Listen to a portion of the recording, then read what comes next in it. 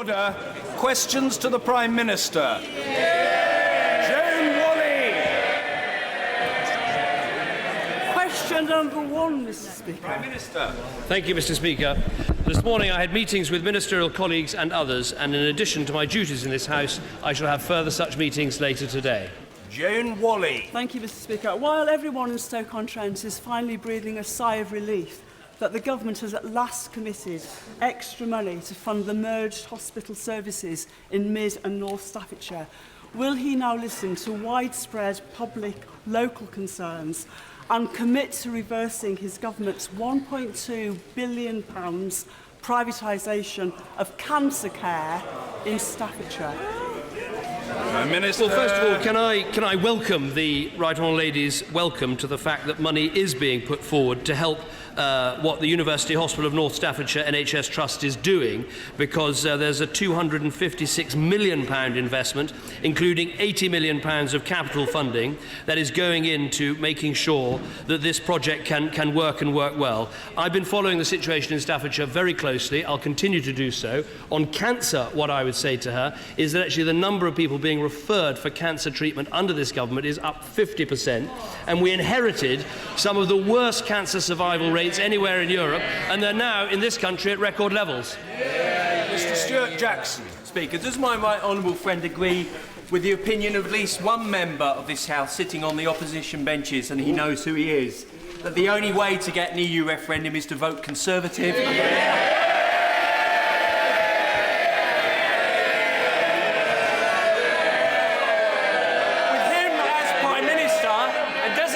Such eminently sound judgment. I can't think who my honourable friend is referring to, but it's certainly true. If you're not satisfied, and I'm not satisfied with the way that the EU is working at the moment, if you want change, if you want reform, if you want a renegotiation, but crucially, if you want a referendum, not for us to decide, but for the British public to decide, in or out, there is only one choice, and that's to vote Conservative.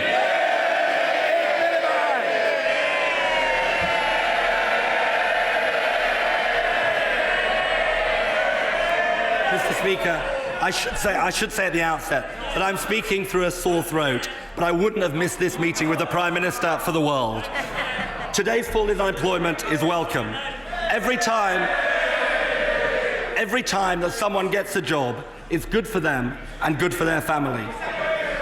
Can he confirm that the latest figures show that wages are still failing to keep pace with inflation, and that he is presiding over the longest fall in living standards for a century? Well, first of all, let me say to the right honourable gentleman, I'm sure the whole House will wish him to get well soon with his sore throat. If he gets a doctor's appointment, we do hope he doesn't forget it, and he makes to make sure he turns up on time. Now, I'm very glad he has asked me about unemployment, because I think the figures out today, they do show our long-term plan is working. We see unemployment now below 2 million, we see the claimant count below 1 million, and we've just seen the biggest annual fall in unemployment since records began. Long-term unemployment, youth unemployment, long-term youth unemployment, women's unemployment are all down. But there's absolutely no complacency. And to answer his question directly, yes, of course, we have seen slow wage growth, but that is because we are recovering from the longest and deepest recession in this country's history. Let me remind him what the Institute for Fiscal Studies said, and they said this: we've had a great big recession. We've had the biggest recession we've had in 100 years. It will be astonishing if household incomes haven't fallen and earnings haven't fallen. Of course that's happened, and we know who's responsible. Mr. Speaker, he obviously noticed that I lost a couple of paragraphs in my speech. I've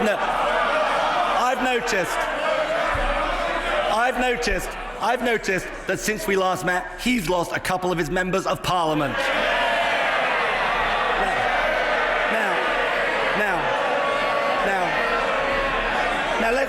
Now let's talk about what he said at conference. Before the last election, he lectured the Tory party and said this: you can't talk about tax reduction unless you can show how it is paid for. The public aren't stupid. So, Mr. Speaker, when he announced his £7 billion unfunded tax cut, he must have had a secret plan to pay for it. So what is it? Cutting public services or raising VAT? Prime Minister. Well, people don't have to look in the crystal ball with us. They can read the book. We have cut taxes for 26 million people in our country. We've taken 3 million people out of income tax altogether. We've raised the personal allowance to £10,000, so if you're on minimum wage, we've cut your income tax bill by 2/3. But we've only been able to do that because we remembered something important. You've got to have a long-term economic plan, and you've got to cut the deficit. We do have a plan. The deficit is down by 1/3. The IMF say we're the fastest-growing economy in the G7, and with a record like that, you can afford tax cuts that people deserve. We can see the record. Higher VAT, cuts to tax credits, hitting working families, and the bedroom tax. That is the record of this Prime Minister. Now, he can't be straight about his tax plans, so maybe he can be straight about his plans for tax credits. Can he confirm that as a result of his plans, a one-earner family with 2 children on £25,000 a year will lose almost £500 a year? The best way to help people is to take them out of income tax altogether. Next year, you'll be able to earn £10,500 before you pay any income tax altogether. We think it's better not to take money off people in the first place. But he wants to compare records, and after all, this is the Labour Party, so let's look at the record on Labour. And here it is. Women's unemployment up 26% under Labour, down 11% under this government. Youth unemployment up 44% under Labour, down 22% under this government. The fact is, the economy is growing, the deficit's coming down, we're getting Britain back to work, the long-term plan is working, but the one thing that could wreck it is a Labour government. He didn't answer the question or confirm the figures.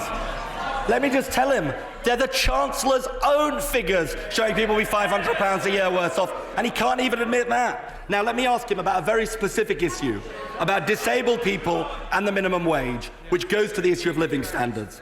In response to a question at Conservative Party conference, Lord Freud, the Welfare Reform Minister, said this: "You make a really good point about the disabled. There is a group where actually, as you say, they're not worth the full wage." Is that his view? No, absolutely not. Of course, disabled people should be paid the minimum wage, and the minimum wage under this government is going up, and going up in real terms. It's now at £6.50. We will be presenting our evidence to the Low Pay Commission, calling for another real terms increase in the minimum wage. He talked about the Chancellor's figures. Let me give him the Chancellor's figures. Inflation at 1.2%, a 5-year low. The biggest annual fall in unemployment since records began. The fastest growing economy in the G7. And next year, pensioners getting an extra £150 a year. Those are the Chancellor's figures. Those are the government's figures. And we know that we just get mayhem from Labour. To be clear, Mr. Speaker, about what the Welfare Reform Minister said, but it's very serious. He didn't just say that disabled people weren't worth the minimum wage. He went further and he said, and I quote, he was looking at, and I quote, whether there's something we can do if someone wants to work for £2 an hour. Mr. Speaker, surely someone holding those views can't possibly stay in his government. Well, those are not the views of the government. They're not the views of anyone in the government. The minimum wage is paid to everybody, disabled people included. Order. Passions are running high, but the answer from the Prime Minister must be heard. And I want to hear it. The Prime Minister. And let me tell you, I don't need lectures from anyone about looking after disabled people, so I don't want to hear any more of that. We pay the minimum wage, we're reforming disability benefits, we want to help disabled people in our country, we want to help more of them into work. And instead of casting aspersions, why doesn't he get back to talking about the economy? Well, I suggest that if he wants to protect the rights of disabled people, he reads very carefully what his welfare minister has said, because they are not the words of someone who ought to be in charge of policy relating to disabled people. Mr. Speaker, in the dog days of this government, the Conservative Party is going back to its worst instincts. Unfunded tax cuts, hitting the poorest hardest, now undermining the minimum wage. The nasty party is back. I can tell him what's happening under this government. Inflation is down, unemployment's down, the economy is growing, the deficit's coming down. We face some tough and difficult times in our country, but we've got a government that is on the side of hard-working people. Now, he came here and told us about the forgotten paragraphs in his speech. I've got a copy of them in here. They came under the heading of hard truths. Well, I've got a hard truth for him. He's not remotely up to the job.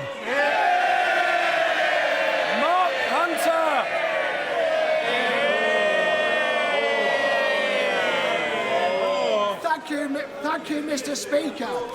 Mr. Speaker, hundreds of thousands of people across the United Kingdom have their privacy invaded by the menace of nuisance phone calls every day of the week. These unwanted and intrusive calls blight the lives of far too many of our citizens. Does the Prime Minister think that the government have done enough to tackle the problem, and will he support stronger action against the perpetrators? Well, I'm very happy to look at what my honourable friend says. We do have the TPS service that helps people avoid a lot of these calls, but I have heard pressure for more to be done, and I'm very happy to look at what he says. Kerry McCarthy. A survey I did of GPs in Bristol this summer showed that they're at breaking point. The workloads have doubled, they can't recruit, and surgeries are at serious risk of closure. Yeah. It was said this week that the Prime Minister didn't have a clue about the NHS reforms. Will he at least acknowledge that it's now harder to be a GP and harder to see a GP on his watch? Everybody knows, of course, there are pressures on our NHS. We made some big decisions on becoming the government, which was to go on spending on the NHS, and we put 12.7 billion more in, and also to cut the bureaucracy, so there are 20,000 fewer administrators and 6,000 more doctors, including, crucially, 1,000 more GPs. Now, we need to go on to make sure that the reform plus the money eases the pressure on our health service so we can continue to see the sort of success we have in our NHS today. Mr. David Davis. Since the Conservative Party, and only the Conservative Party, will deliver a referendum and a renegotiation on Europe, will the Prime Minister tell us his intentions as bringing to this House the red line issues that will feature in his renegotiation, and can you give us a preview of some of those issues today? Prime Minister. Well, I've set out some of the things I think need to change. Safeguards for the single market, the ability to block new regulation, making sure Britain comes out of ever closer union, and crucially, as I said in my conference speech, we have to address the issue of immigration. I'm looking forward to addressing all of those issues in the months ahead. Mr. Nigel Dodds. Given the very serious spread of the Ebola virus worldwide, with reports that there could be up to 10,000 new cases per week by 2 months' time, will the Prime Minister, as part of his meetings later today and in Cobra, ensure that he liaises very, very closely with the authorities in Northern Ireland, given that we share a land frontier with another jurisdiction, in relation to checks on people coming into the UK? It's a very serious issue for Northern Ireland. It's a very serious issue potentially for the rest of the United Kingdom.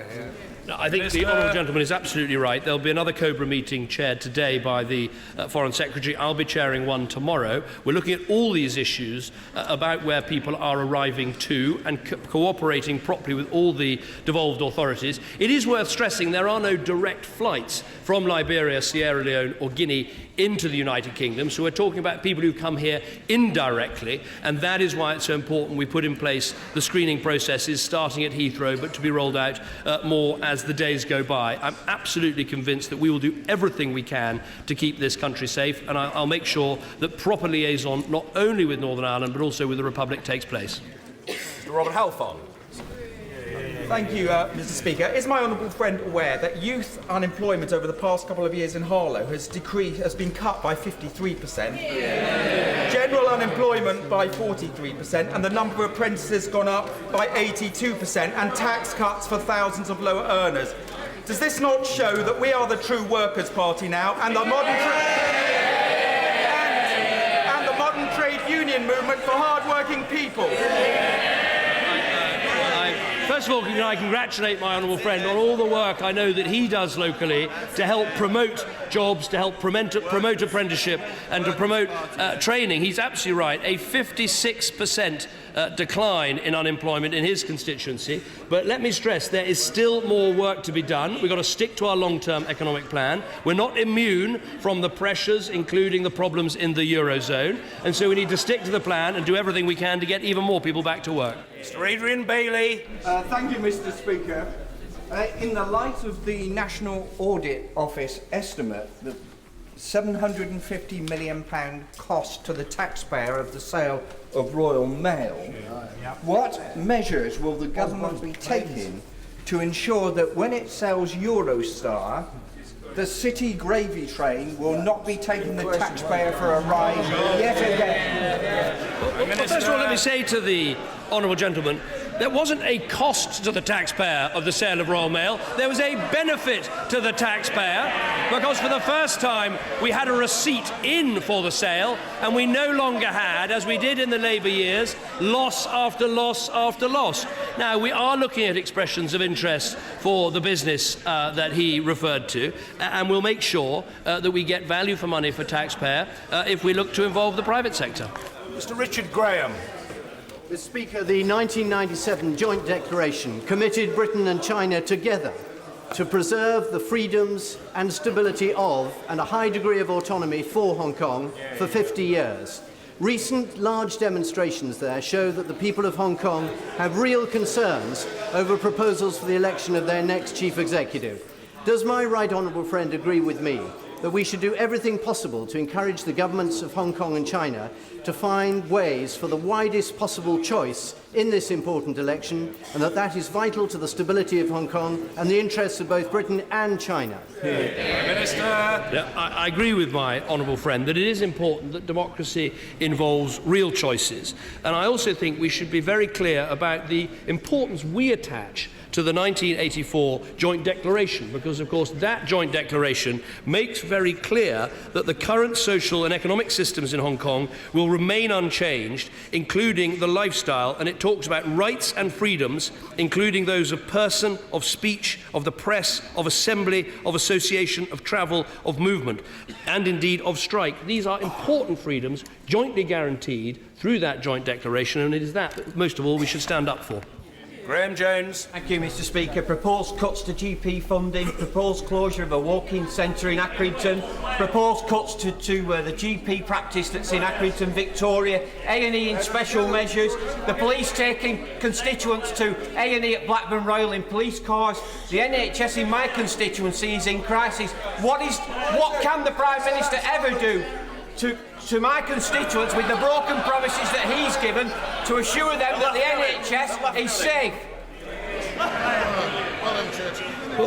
What I'd say to the honourable gentleman is that we are not cutting the spending on the NHS, which is what his front bench recommended at the beginning of this Parliament. We are spending £12.7 billion more on the NHS, and if we look at his own clinical commissioning group in East Lancashire, the funding this year of £490 million is going up by 2.14%. That is an increase of more than inflation. That is our policy. That is not the policy of the Labour Party. David Ward. Thank you very much, Mr. Speaker. The Palestinian ambassador, Mr. Hassassian, has described Monday's vote on the recognition of the Palestinian state as a momentous vote. Indeed, it was. He has also said that now is the time for the UK government to listen to its own democratically elected parliament and to take decisive political action by recognising the state of Palestine and upholding its historical, moral and legal responsibility towards Palestine. Does the Prime Minister agree? Of course, I look forward to the day when Britain will recognise the state of Palestine, but it should be part of the negotiations that brings about a two-state solution. That is what we all want to see, a state of Israel living happily and peacefully alongside a state of Palestine, and that is when we should do the recognition. Mrs. Emma Lewell-Buck. Thank you, Mr. Speaker. In my constituency, South Tyneside Hospital is facing an extra 30,000 visits a year because of the closure of a walk-in centre in nearby Jarrow. Is this acceptable? Well, as I've said, what is happening in terms of NHS funding is the funding is actually going up. If we look at South Tyneside Clinical Commissioning Group, this year's funding is an increase of 2.14%. That is more money for the NHS, but obviously it's up to local commissioners to decide how to spend that money. But they have more money under this government, whereas they would have had less money under a Labour government that said that spending more money on the NHS was, and I quote, irresponsible. Angie Bray. Thank you, Mr. Speaker. Will my right honourable friend agree that there are far too many people who cannot be described as rich, who are finding themselves caught up in inheritance tax? Would he also agree that this is not only unfair, but this is not what the tax was originally intended to do? And would he agree that we need to reform it as soon as possible? Prime Minister. Well, I agree with my honourable friend. Look, I think it was a step forward when the threshold was effectively increased by allowing the passing of things between husband and wife, which makes it £650,000 rather than, I think, the £315 that it was before. And that only happened because of the pressure from the Conservative Party when it was sitting over there. Taxes, as they say, are a matter for the Chancellor in his budget, but we all want to see a system over time, and this may have to wait some time, but we all want to see a system where it's only the very rich that pay inheritance tax and not hard-working people. Jenny Chapman. Thank you, Mr. Speaker. This summer, mothers from Darlington marched 300 miles to show their anger at his government's wasteful mismanagement of the health service. Does he agree? Darlington, I'd just like to help the Prime Minister. Darlington is in the northeast of England. Does he agree with the Darlington mums, and it seems a member of his own cabinet, that spending £3 billion on reorganising the NHS was his biggest mistake? What we did at the beginning of this Parliament was make sure that we cut the bureaucracy and put in the extra money. But let me say this to the Honourable Lady. The only way you have a strong National Health Service is having a strong economy. Let's look at the countries that ignored their deficits. Greece, they cut their NHS by 14%. Portugal, they cut their NHS by 17%. They have something in common with her leader. They all forgot the deficit. Jeremy Lefroy.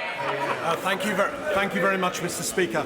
May I welcome the £300 million investment into Stafford, Stoke, Cannock and Wolverhampton hospitals. But would my right honourable friend recognise the substantial improvements at Stafford in recent years and the very hard work of the staff there, and confirm when the NHS England-led review of consultant-led services at Stafford and consultant-led maternity services at Stafford will take place?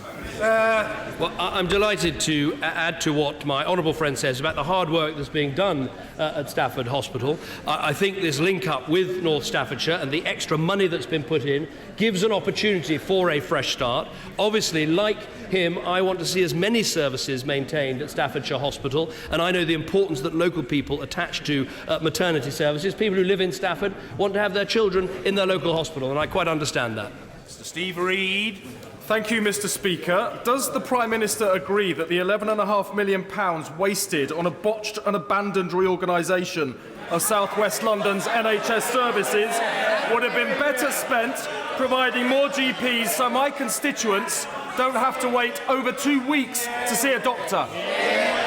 Minister. Well, he mentions waiting times. Let me remind him of something. When this government came to office, there were 18,000 people who were waiting longer than a year.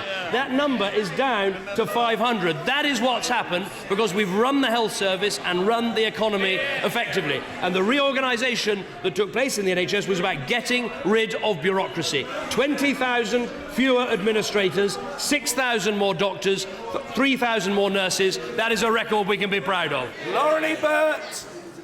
Mr. Speaker, 1 in 4 beds in our hospitals is occupied by a patient with dementia. Being treated in ordinary wards can cause them distress and confusion, hampering their recovery and that of other patients. Would the Prime Minister agree with me and with health practitioners in my local hospital in Solihull that patients with dementia should be cared for by specially trained staff and, where necessary, in separate wards? And will he support my campaign to make it so across England? I think in dementia we face an enormous challenge in our country and indeed across the world, because so many people have this condition and so many people are likely to get it. What this government has done is increase massively the research that's going into dementia. We've trained over 1 million dementia friends so that we build more dementia-friendly communities, and we've trained over 100,000 NHS staff in how better to treat people with dementia. We're putting something like £50 million into hospitals to try and help them with the way that we treat dementia sufferers. But she's absolutely right. The more people who we can treat in the community, who we can maintain at home, the better, because very often for people, being in a hospital, particularly at A&E, is not the right answer for someone with dementia. Barbara Keeley. Thank you, Mr. Speaker. My constituent Alan Henning was brutally murdered by the self-styled Islamic State. In Eccles, we have lost a local hero who ignored his own safety to take aid to children in need in Syria.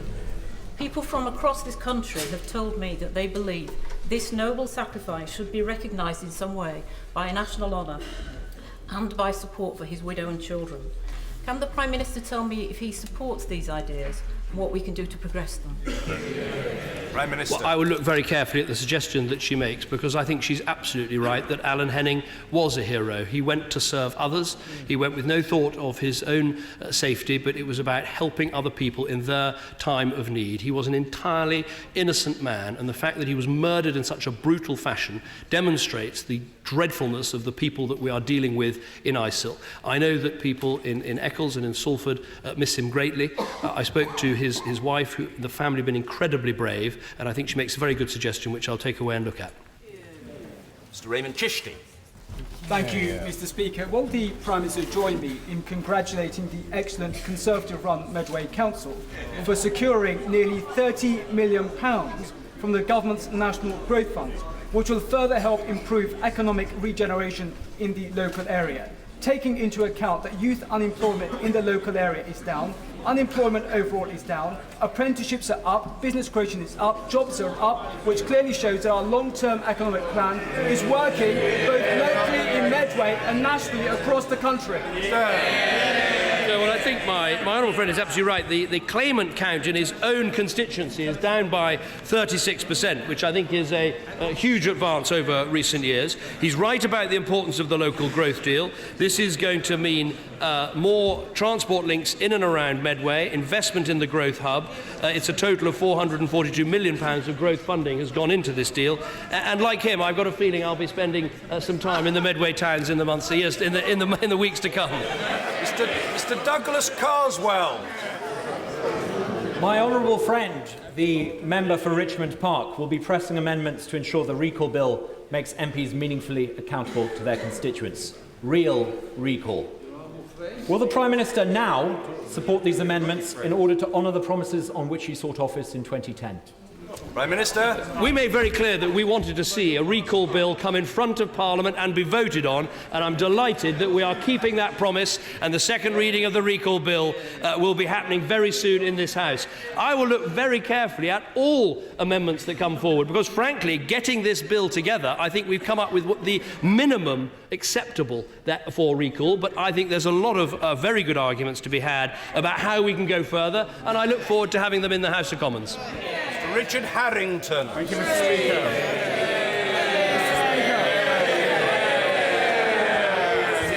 Since 2010, there's been £50 million worth of expenditure of investment in schools in Watford. Only last week we had the announcement of the St John's Church of England primary school under Father John Stevenson. How can my right honourable friend assure me that this situation of massive investment in schools will continue, because it's hugely benefiting my constituents and their children? Good question. Minister. Well, we are spending £18 billion on school buildings in this Parliament. That is more than Labour spent in their first 2 terms of office combined, and I want us to see that continue. I think what we're seeing in our schools is not just this important building work, but we're seeing a massive change in culture and leadership as we see standards rise and we see school after school really transformed through their results. And I know that is happening in Watford as elsewhere. And so what we must do is carry on with this programme, carry on with our reforms, and make sure we give more young people the chance of a good start in life. Nick Dakin. Thank you, Mr. Speaker. Today, Tata's announced that it hopes to sell its long products business, including the integrated steel site at Scunthorpe. People are understandably concerned about this. Will the Prime Minister meet with myself and a cross-party group of MPs whose communities are affected by this decision to make sure there's a bright future for long product steel in the UK, which underpins so much of British manufacturing? Prime Minister. Well, I'm very happy to meet with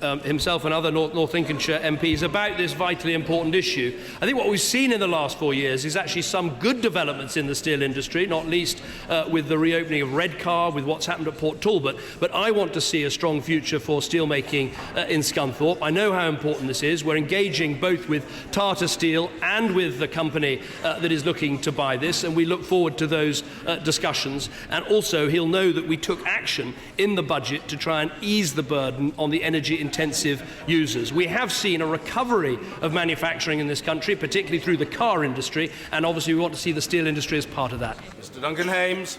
As the economy gets stronger, Mr. Speaker, we on these benches will not forget the deficit. But if the Prime Minister can afford his tax cuts, will he also commit to continue the protection to schools' budgets that we have achieved under this coalition? Or must tax cuts for high earners and those inheriting estates come first? Well, as my honourable friend knows, the truth about all these things is we can only afford a strong school system and a strong health system if we maintain a strong economy. And that's why he's absolutely right. We mustn't forget about the deficit, as the Leader of the Opposition did. We've got to make sure we keep getting the deficit down, make sure we keep getting the country back to work. But the truth is, as we stand here today, the British economy is growing, more people are getting into work, we're making good progress on all our economic plans, but there's no complacency because we face real challenges in terms of what is happening in the rest of the world. But the biggest threat to the British economy is sitting a few feet away from me. People who have learned absolutely nothing. They would borrow more, they would tax more, they would spend more, they would take us right back to the start. Meg Hillier. Thank you, Mr. Speaker. Mr. Speaker, the people of Kobani in northern Syria are desperately fighting off attack from ISIS. The UN Secretary-General has asked for immediate action to tackle and support the beleaguered civilian population. What is the UK government doing to try and make sure that massacre is prevented in Kobani? Well, of course, we are taking action over the skies and in Iraq, but we fully support the action that America and other states are taking, including Arab states, over the skies of Syria, which has had some effect in terms of the town about which she speaks. I think there is a case for Britain doing more, but I recognise that right now what we've got to focus on is the air power over Iraq, the training of an effective Syrian national opposition, because in time the right answer for Syria is the same as the right answer for Iraq. A government that can represent all of its people, armed services that can fight on behalf of all of their people, and Britain should play its role in making sure that happens. Last but not least, Mr. Nigel Adams. Mr. Speaker. Will the Prime Minister join me in thanking the 45 companies and organisations who attended my 4th jobs fair last week? Would he also thank Selby College for putting on the event and the staff at Selby Job Centre Plus, and welcome the fact that unemployment in Selby and Ainsty is now down by over more than a half since the last election? I congratulate my honourable friend on holding these jobs fairs. I think these have been a very effective way of helping people who are looking for work to get those jobs. If we look at Yorkshire and Humberside overall, across the year we've seen a 46,000 reduction in unemployment. So this does demonstrate that unemployment is coming down right across our country, but we've got to stick to the long-term economic plan that's delivering. Order.